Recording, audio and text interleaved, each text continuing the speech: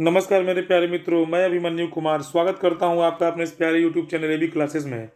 हम लोग एक तरफ तो इतिहास का अध्ययन कर ही रहे हैं और दूसरी तरफ हम लोग कर रहे हैं पॉलिटिकल साइंस का अध्ययन। तो पहले वाले सेट में आपका कितना सही हुआ था ये आप कमेंट बॉक्स में ज़रूर बताएं। आज हम लोग देखेंगे मॉडल सेट नंबर 2। बहुत सारे विद्यार्थियों का यह कमेंट आया है कि सर जी मॉडल सेट तो बड़ा ही कठिन है। तो मॉडल सेट बाबू थोड़ा कठिन रहेगा ही, चिंता ना करें।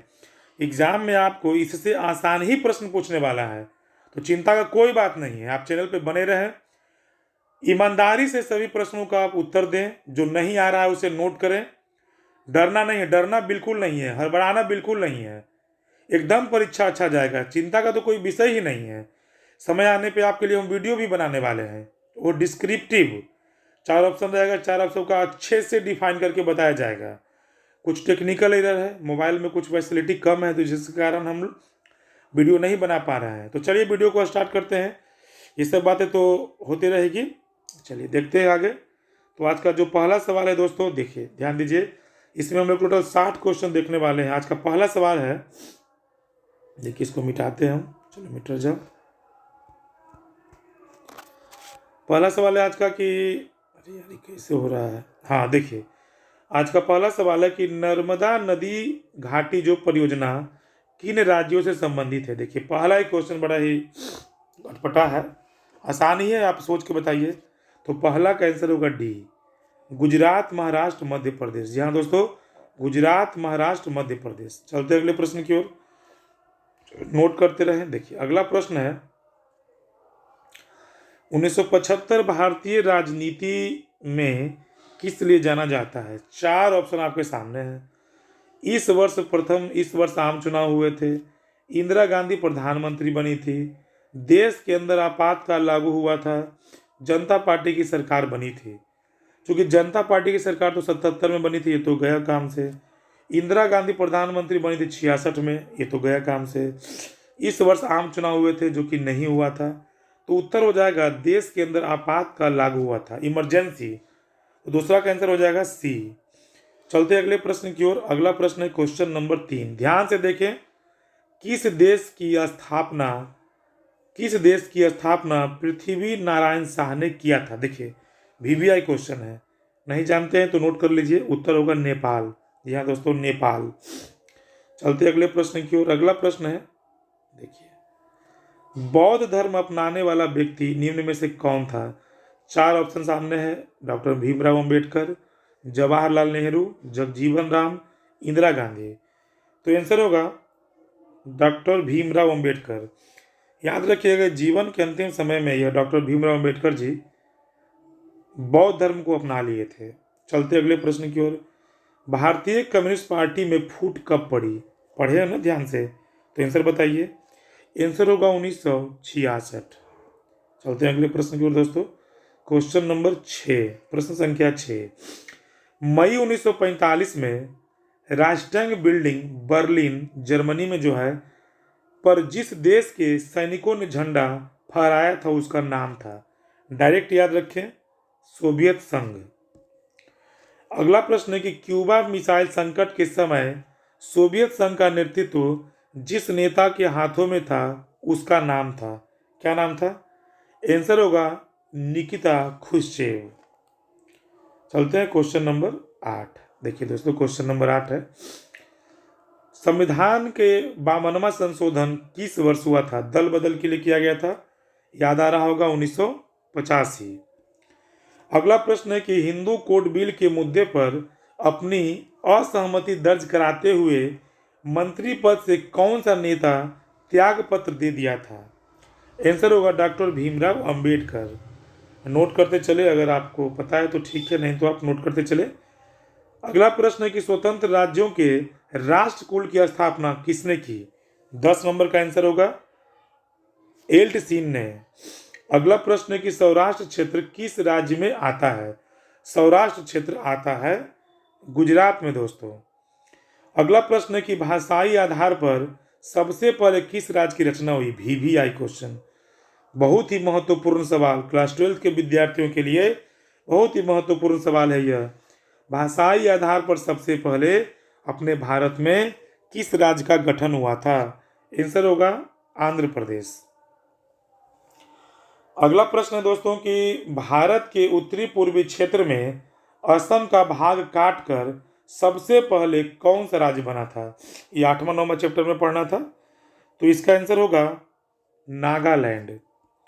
अगला प्रश्न है कि गोवा भारत संघ का राज्य किस वर्ष बना?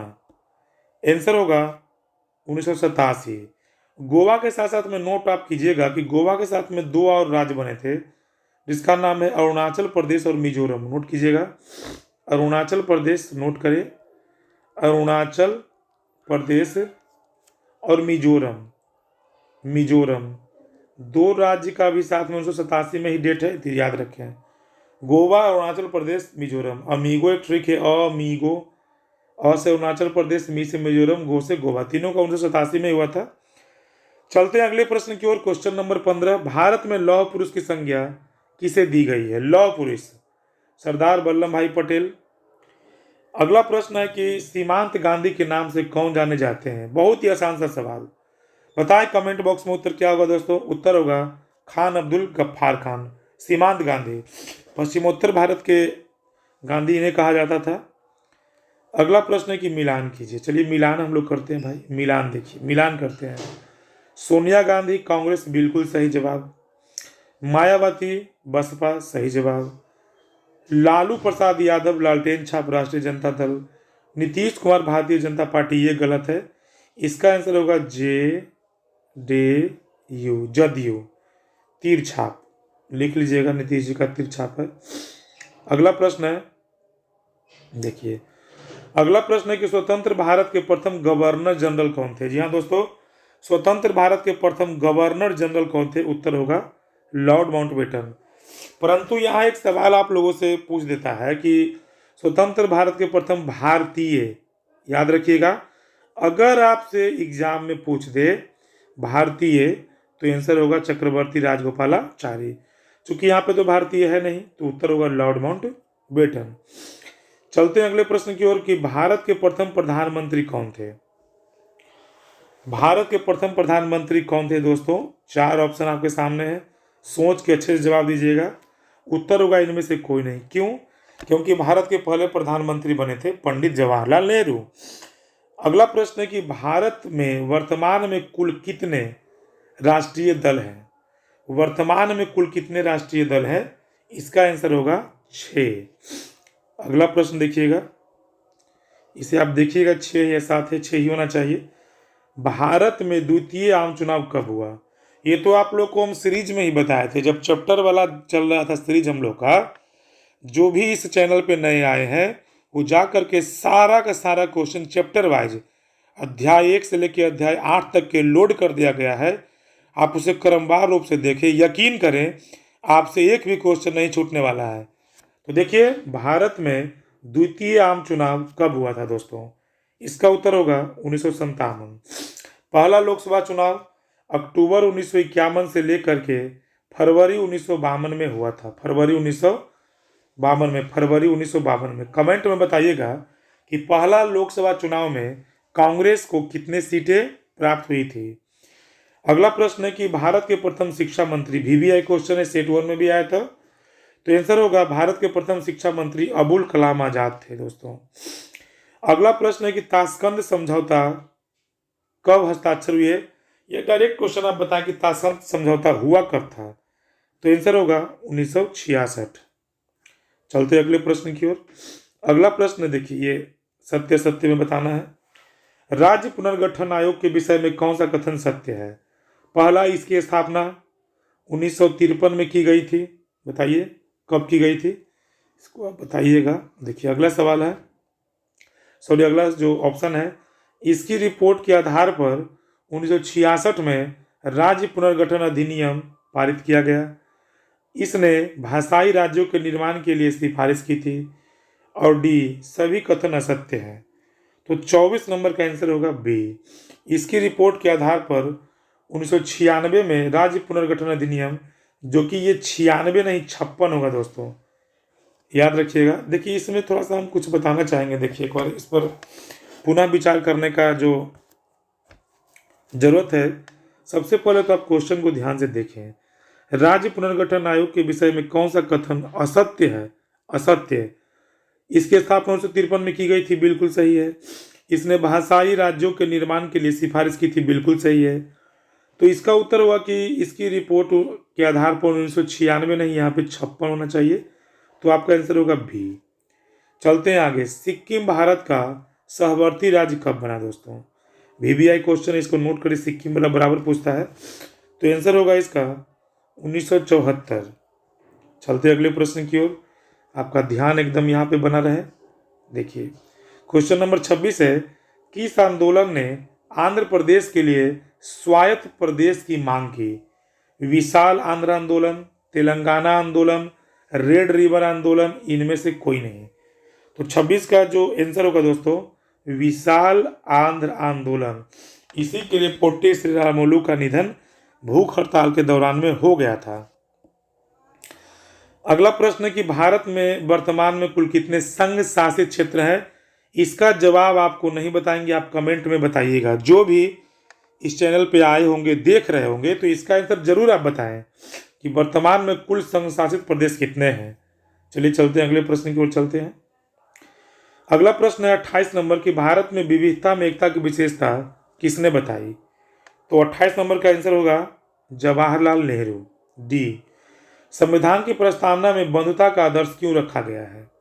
29 का आंसर होगा डी, राष्ट्रीय एकता है। तो अगला प्रश्न है कि कश्मीर के भारत में विलय पत्र पर किसने हस्ताक्षर किए थे? राजा हरि सिंह, चूंकि वहां के राजा थे। ये सब आसान क्वेश्चन, इस सबको हम लोग फटाफट करते जाएंगे। अगला प्रश्न है कि संविधान में भारत के किस राज्य को विशेष राज्य का दर्जा दिया गया था? अब चूंकि है नहीं, उत्तर होगा जम्मू कश्मीर। अगला प्रश्न है कि राज्यों के पुनर्गठन आयोग का अध्यक्ष कौन था? इसके 3 मेंबर थे, जैसा कि आपको याद होगा, हृदयनाथ कुंजरू, फजल अली, KM पनिक्कर। लेकिन यहाँ पे क्वेश्चन है कि इन तीनों में अध्यक्ष कौन थे? तो 32 का आंसर होगा फजल अली, न्यायमूर्ति फजल अली। अगला क्वेश्चन है दोस्तों क्वेश्चन नंबर 33। क्वेश्चन नंबर 33 देखिएगा। 33 नंबर क्वेश्चन है कि राज्य पुनर्गठन अधिनियम के अनुसार भारत में किस आधार पर राज्यों की रचना की गई? तो इसका आंसर होगा, अभी हम लोग चर्चा कर रहे थे, भाषा। चलते हैं अगले प्रश्न की ओर। क्वेश्चन नंबर 56 है। क्वेश्चन नंबर 56 है दोस्तों की, सॉरी 56 नहीं, 34 है। 1956 में कौन से द्विराज्य बने? 1956 में कौन सा 2 राज्य बना? तो इसका आंसर होगा, आप बताएं क्या होगा। 56 में पूछा गया है। 34 नंबर का आंसर होगा, देखिए यहाँ पे आंसर तो आपका दे रहा है ये, लेकिन आप बताइएगा कि बम्बई एवं पंजाब क्या 56 में बना था? मेरे अनुसार तो लग रहा है ये गड़बड़ है, तो आप कमेंट में बताइएगा 56 होगा या नहीं होगा। बम्बई का तो 60 में हुआ था और पंजाब का 66 में। याद रखें, बम्बई का 60 में हुआ था, पंजाब का 66 में। तो ये जो है कि क्वेश्चन ही गड़बड़ है। चलते अगले प्रश्न की ओर। संविधान ने किस भाषा को राजभाषा का दर्जा दिया है? राजभाषा लिखा गया है, राष्ट्रभाषा नहीं।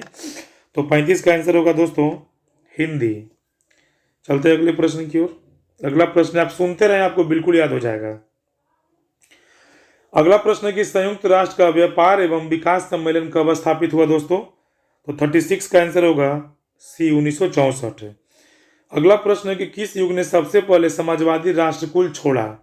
समाजवादी राष्ट्रकुल सबसे पहले जो छोड़ा था, वो छोड़ा था यूगोस्लाविया ने। अगला प्रश्न है दोस्तों 38 नंबर। 38 नंबर क्वेश्चन है कि किस देश ने नाटो में अमेरिकी नेतृत्व का विरोध किया? 38 नंबर का आंसर होगा फ्रांस। चलते हैं अगले प्रश्न की ओर। क्वेश्चन नंबर 39 है, शीत युद्ध के लिए उत्तरदायी कारण नहीं है। शीत युद्ध के लिए उत्तरदायी कारण नहीं है। 4 ऑप्शन आपके सामने, क्या होगा? उत्तर होगा वर्साई की संधि। चलते अगले प्रश्न की ओर। क्वेश्चन नंबर 40 है कि ध्रुवीय विश्व व्यवस्था में पूर्वी गठबंधन का नेतृत्व किसने किया था? तो 40 का आंसर होगा डी, सोवियत संघ ने। और अगला प्रश्न है क्वेश्चन नंबर 41। क्वेश्चन नंबर 41, इसको थोड़ा हम लोग छोटा कर लेते हैं, ध्यान दीजिए कि गुटनिरपेक्षता की नींव रखने के लिए किस भारतीय नेता का प्रमुख योगदान है? गुटनिरपेक्ष आंदोलन भारत में चलाने वाले तो प्रधानमंत्री जवाहरलाल नेहरू थे, तो उत्तर हो जाएगा जवाहरलाल नेहरू। अगला प्रश्न है कि प्रथम गुटनिरपेक्ष सम्मेलन के अध्यक्ष कौन थे? वीवीआई क्वेश्चन, इसे आप नोट करें। तो जो इसका आंसर होगा 42 का आंसर होगा मार्शल टीटो। चलते अगले प्रश्न की ओर। अगला प्रश्न है कि निम्नलिखित में से कौन सत्य है? 4 ऑप्शन आप देखें आराम से, इसको थोड़ा सा हम लोग इधर कर लेते हैं और बताएं कि उत्तर क्या होगा। तो 43 का आंसर होगा दोस्तों ए, गोर्बाचोव ने ग्लासनोस्ट और पेरेस्ट्रोइका का विचार किया था। अगला प्रश्न है 44 नंबर क्वेश्चन है, निम्नलिखित में कौन सा कथन सत्य है? चारों में से सत्य कौन लग रहा है आप बताएं। तो 44 का आंसर होगा डी, उपयुक्त में से सभी। चलते हैं अगले प्रश्न की ओर। क्वेश्चन नंबर 45, इनमें से किसने खुले द्वार की नीति अपनाई? खुले द्वार की नीति अपनाई थी दोस्तों चीन ने। अगला प्रश्न है, ध्यान दीजिएगा, अगला प्रश्न है, थोड़ा सा हम लोग इसको इधर कर लेते हैं। देखिए प्रश्न है कि गुटनिरपेक्ष देशों का शिखर सम्मेलन नई दिल्ली में कब आयोजित किया गया था? इसका ऑप्शन है, देखिए इसका ऑप्शन यहाँ पे दिया गया है। तो इसका जो 46 नंबर का जो आंसर होगा दोस्तों वह होगा 1969। अगला प्रश्न है कि दलित पैंथर्स नामक संगठन की स्थापना किस राज्य में हुई थी? उत्तर होगा महाराष्ट्र में। चैप्टर वाला जरूर आप देख करके आए तो आपको काफी आसानी होगा यहाँ पे। अगला प्रश्न है कि भूमंडलीकरण के निहितार्थ में कौन सा तत्व नहीं आता? तो 48 नंबर का आंसर हो जाएगा डी। बार बार देखे, 1000 बार देखे, इसे एकदम रट जाना है, छोड़ना बिल्कुल नहीं है। स्वदेशी की गुहार। अगला प्रश्न है किसे माहड़ का महात्मा होने का श्रेय प्राप्त है? माहड़ का महात्मा 49 का आंसर होगा सी, डॉक्टर बी.आर. अम्बेडकर। अगला प्रश्न है 50 नंबर क्वेश्चन है, 10 क्वेश्चन और बच गए हैं। 6 दिसंबर 1992 को निम्न में से कौन सा घटना हुआ था? तो आंसर होगा 50 का बी, बाबरी मस्जिद का विध्वंस। वीडियो में लगातार बने रहे, हार न माने, अंतिम तक बने रहे। भारतीय अर्थव्यवस्था है, आप जानते होंगे इसका आंसर बिल्कुल मिश्रित अर्थव्यवस्था। चलते अगले प्रश्न की ओर। मनरेगा। मनरेगा कार्यक्रम की शुरुआत की गई किनके द्वारा? मनरेगा का जो शुरुआत किया गया मनमोहन सिंह के द्वारा। अगला प्रश्न है कि निम्नलिखित में से किस देश ने खुले द्वार की नीति अपनाई? अभी हम लोग किए थे, आंसर होगा चीन। चलते हैं क्वेश्चन नंबर 54। यूरो क्या है दोस्तों? यूरो क्या है? तो यूरो है, आप जानते होंगे कि यूरोपीय संघ के सदस्यों की मुद्रा है। जैसे हम लोग का रुपया चलता है, बांग्लादेश में टका चलता है, तो आंसर होगा यूरो का यूरोपीय संघ के सदस्यों की मुद्रा। अगला प्रश्न है कि निम्नलिखित में से कौन सा एक देश नहीं है? जी हाँ दोस्तों, देश नहीं है, आंसर होगा हांगकांग। चलते हैं अगले प्रश्न की ओर। क्वेश्चन नंबर 56, मात्र 4 क्वेश्चन और। जर्मनी का एकीकरण कब हुआ दोस्तों? जर्मनी का एकीकरण कब हुआ? वीवीआई है, आप इसे नोट करें। 56 का आंसर होगा सी, 1990। अगला प्रश्न है दोस्तों कि किस देश पर बम वर्षा करके नाटो की सेनाओं ने आंदोलनकारी तत्वों की सहायता की थी? तो आंसर होगा लीबिया। चलते हैं अगले प्रश्न की ओर। क्वेश्चन नंबर 58 नंबर है, इसको जरा हम लोग इस तरह से करते हैं। देखिए 58 नंबर का जो क्वेश्चन है, निम्नलिखित में से कौन सा देश सार्क का सदस्य नहीं है? सार्क में कौन कौन सा देश है, इसे आप ध्यान में रखें तो बिल्कुल आप बता सकते हैं। तो निम्नलिखित में से कौन सा देश सार्क का सदस्य नहीं है? आंसर होगा इसका जापान। आगे देखिएगा, अगला प्रश्न है कि भारत और बांग्लादेश के बीच फरक्का समझौते पर हस्ताक्षर कब हुए? तो इसका आंसर होगा 59 का सी, 1996। और आज का जो अंतिम सवाल है, सार्क का मुख्यालय कहाँ है दोस्तों? साधारण सा उत्तर काठमांडू। तो इस तरह से करके आज हम लोग मॉडल सेट नंबर 2 कर लिए हैं। आपको यह सेशन कैसा लग रहा है कमेंट बॉक्स में ज़रूर बताइएगा। वीडियो में आप हमेशा बने रहें, जब भी वीडियो को अपलोड किया जाता है ईमानदारी पूर्वक ज़रूर देखें। आपका कितना सही हुआ है कमेंट बॉक्स में ज़रूर बताइए दोस्तों। तो आज के लिए दोस्तों इतना ही, हम लोग आज समाप्त कर लिए हैं मॉडल सेट नंबर 2। तो अब हम लोग मिलेंगे मॉडल सेट नंबर 3 के साथ दोस्तों। आज के लिए इतना ही दोस्तों, जय हिंद।